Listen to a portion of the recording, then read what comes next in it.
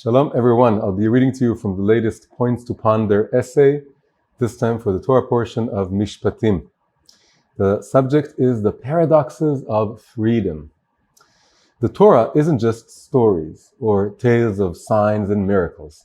It is also a myriad of laws, judgments, big and small, laws that affect every aspect of our existence. The transition from the Torah portion of Yitro, the previous parsha, in which we describe the momentous, dramatic event of the giving of the Torah at Mount Sinai, the transition from that portion to this portion, the portion of Mishpatim, may seem a little bit like stepping out of a fantasy movie straight into a conference of lawyers. It's moving from this amazing description of this event of the giving of the Torah, with thunder and lightning and the divine voice being heard, to a list of long, detailed laws, just a lot of laws. And that's the name of the parsha. Mishpatim means judgments or laws. So it's no wonder then that many people feel that Judaism, or generally religion, robs them of their freedom. It seems in many people's eyes that religion and freedom don't go together, being obligated to observe commandments and not being able to do what you want doesn't go together. Freedom and religion, right? Do they go together? And frankly, it is an open secret of Judaism. God says in the book of Leviticus, "For the children of Israel are servants to me, they are my servants." The famous freedom that God offered the Israelites at their liberation from Egypt, right? The great Exodus, which is from slavery to freedom, me'avdut lecherut. It was in reality a new form of servitude. We just moved from being servants of Pharaoh to being servants of God. The Torah says so very explicitly. It wasn't really so much a transition from slavery to freedom. It seems more like a changing masters, moving from one slavery to another kind of slavery. Me'avdut le'avdut, that's how it seems. Now the classic explanation for this is that servitude to God is not regular servitude. It is something absolutely entirely different from servitude to anything else in the world.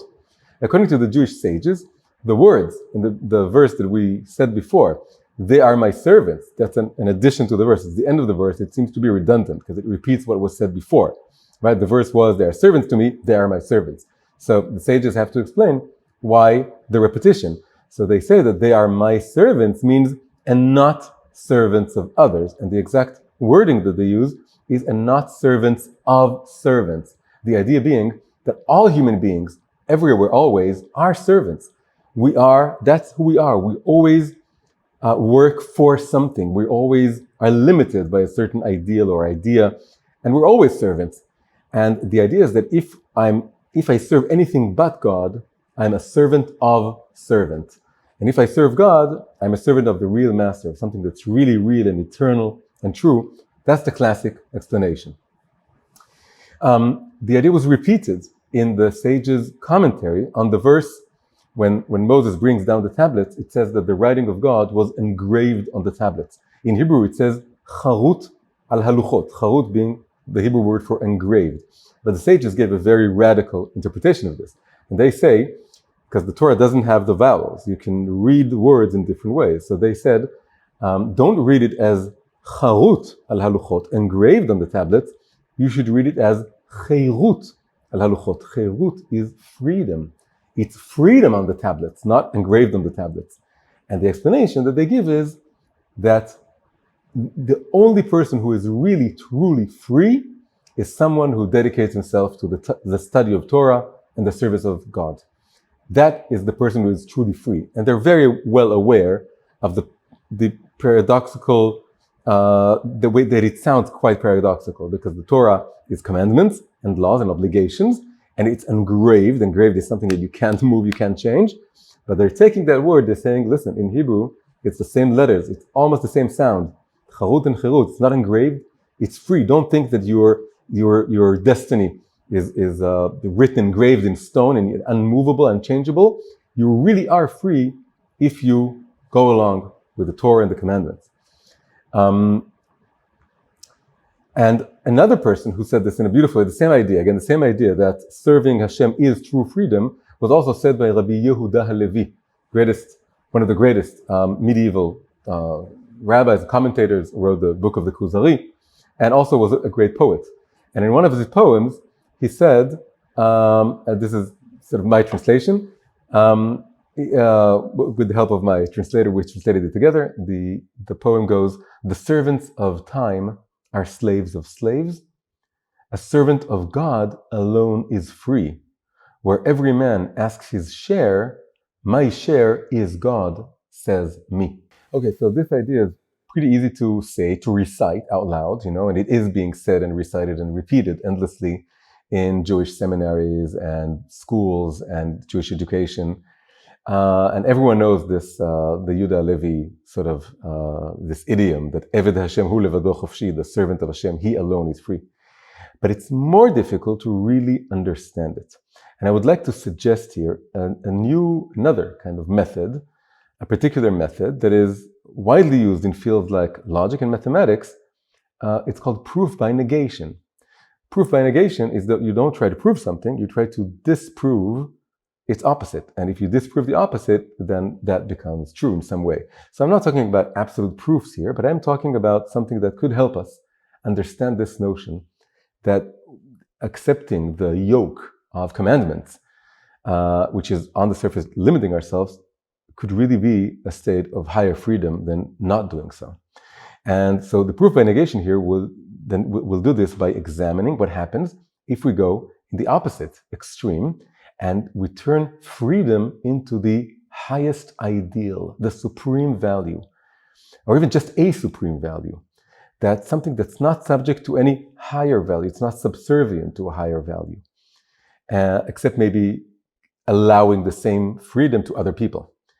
And conveniently enough, this experiment is already being conducted for over 100 years in a very large laboratory, which is very nearby, and it's called modern liberal culture. And the results are coming in. And we can point to something very interesting that we wouldn't have foreseen maybe 100 years ago, but it's very much evident in our lives today. And that is that turning liberty, freedom, into the highest ideal has created 3 paradoxes. Paradoxes in liberal culture, really. So let's go over them one by one. Paradox number 1, I call this the tyranny of freedom. If the main message that is conveyed to us from all sides is that freedom is the highest value, and that being free is the most wonderful and important thing there is, and that freedom fighters of the previous generations gave their lives to grant us the freedom that they never had. If this is the message we get from everywhere, basically, then what happens is there's really another additional implicit message. And that message is, you must enjoy this freedom. You have to enjoy this freedom. You have to make use of this freedom. If you don't do this, then you're missing out on life itself. It's as if life is not worth living if you're not making use of all the new options and opportunities that have become available to you. This is the real, not explicit message that is projected from everywhere in liberal society today. Now, this imperative, like I said, it's never explicit. It can never be explicit because that would defeat the whole purpose, the whole idea, the whole concept of liberalism. The message would always be, no. If you want, you can make use of the freedom. And if you don't have to make use of this freedom. You don't have to go to all the parties and date all the girls or boys or try all the alcoholic drinks. You don't have to do anything. But we're just going to make you feel really bad about yourself if you don't do it. That's how it works. It's not something, no one would actually force you to do anything. It is a liberal society. But because, again, the idea of liberty and freedom is the highest on the list, then the message is, the real message that people take in, kids, teenagers, is that if you're not exercising that freedom, if you're not making use of it, you're missing out on life and you're just missing out. So to put it another way, the freedom that we have here is official. It's freedom on paper. No one would force you to do anything. But the truth is, the reality is, if we're looking at the bottom line, what's really happening in liberal societies, then many people really have no real choice but to experience and to do things that they almost certainly wouldn't have chosen to do otherwise. It's only because they're pressured by society to do this because they don't want to be they don't want to be labeled heavy or hung up or missing out on all this. So this is paradox number one. There is a form of tyranny, the tyranny of freedom, which is not official, but it's really, really there, and we all know it, we all experience it. Okay, paradox number two. This is actually has a name, and it's the title of the subject of a book. It's called The Paradox of Choice. This is a book by Barry Schwartz, interesting book. And in this book, it opens in which the author, Barry Schwartz, describes how a simple outing to buy jeans turned into a stressful experience. So he comes into this department store, and then the salesperson tells him, do you want your jeans, do you want them slim fit, easy fit, relaxed fit, baggy or extra baggy? And then she goes on, says, do you want them stone washed, acid washed or distressed? Do you want them button fly or zipper fly? Do you want them faded or regular? And it drives him crazy. And he ends up buying a pair, but it turned out to be a very time-consuming experience and also riddled with, again, quote from him, no small amount of self-doubt, anxiety, and dread, end quotes. Schwartz demonstrates in his book that the natural tendency to correlate our degree of freedom with how many choices we have, that's how people usually see it, that the more choices you have, the more free you are, the less choices you have, the less free you are. That's how we think. But he says this is false, this is wrong. Although some choices are certainly a requirement for freedom, if you have no choice, you don't have any freedom, that's true. But on the other hand, too many choices also sabotage your freedom. When people today, they're overwhelmed by a variety of options, everywhere they go, if it's going to the supermarket, if it's just opening up your cell phone, if you go to a streaming service, you want to watch something, you're accosted by an overwhelming amount of choices. What happens is that it creates an effect of kind of paralysis. And even it's hard. And you experience this stress and paralysis before you make the choice, as you're trying to make the choice, and even sometimes afterwards, because then you keep worrying, maybe I didn't do the right decision, maybe I should have bought another jeans, maybe I should have bought another equipment, whatever it is. And it's something very bad. It turns out that we need a certain amount of choices, but not too many choices. And today, liberal society is giving us an amazing amount of choices. And this creates the effect that's called FOMO. FOMO is the fear of missing out. And that's become like the disease of the era, we can say, this FOMO experience, that you're always afraid that you're missing out on something better because there's always so many options. This is paradox number two. Paradox number three. I call this the one experience that cannot be amassed or accumulated. So this is following from paradox number two. We can't experience everything all at once, but we can try to accumulate over our lives as many experiences as we can, to travel to all the places and to date all kinds of people and to try all kinds of foods and beverages and so on. And what happens is that we accumulate a lot of experience. We become more and more and more experienced and worldly, and we taste everything, we try out everything. But there's one experience that dwindles, that is sort of escaping between our fingers. We lose it. The more we accumulate experiences, there's one experience that we lose more and more, and that is the experience of innocence. It's a kind of experience, the experience of not experiencing all kinds of things, the experience of being in one place and with one partner and in one spiritual path, and not running restlessly, jumping between different paths and different people and different places. And the quality of focusing on one place and going with it, that's something that we lose increasingly as we experience more and more things. And the one thing you could say that a person growing up today, a teenager, growing up in the modern liberal world, he's very knowledgeable, he's been there, done that, but he's also very, very jaded. There's something about him that the face, you can see young people today in music videos, and they're so young, their life is before them. They only like 20-something years old. They have so much to look forward to, but if you look at their facial expression, It's one of someone very, very cynical, very scarred, almost sometimes very old, bitter, who's seen so much, who's been through so much, then he's lost basically all of his innocence. And that's what happens when you try to do everything. Then you're not able to really do everything. You're able to do almost everything, but the one thing that's maybe is more precious than everything else, which is this experience of innocence, of being candid, being honest, being looking at things from a sort of really fresh perspective, not being jaded by so many experiences. That's something you lose. And inside this third paradox, you can say that it's not just innocence that's being lost, it's also the experience of depth, of deepening into one thing. And we can give this metaphor. Let's say you're walking on a plane, large plane, right? Two-dimensional, horizontal plane. You're walking around, you're wandering, you're going here and there, you're going everywhere. At some point you realize that other than going north and south and east and west and all over the place, there's also a vertical dimension. You can dig deep. Let's say you can dig a well to uncover, to reveal the hidden waters, the groundwater that's hidden under the surface. Or you can maybe build a tower to the skies. Either way, this is the dimension of depth. And if you want to go deep, if you want to stop wandering around this horizontal plane and you want to start climbing or digging, the first thing you have to do is stop wandering around. You have to focus on one place and start digging there, or start placing the foundations for your tower there, or lifting off in your spaceship from there.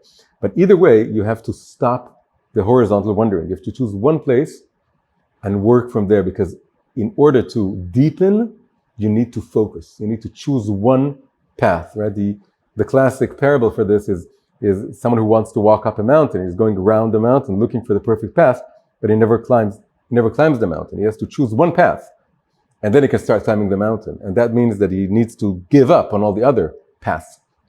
This is an important, big lesson in life, that if you want to deepen, you have to focus and you have to relinquish other options.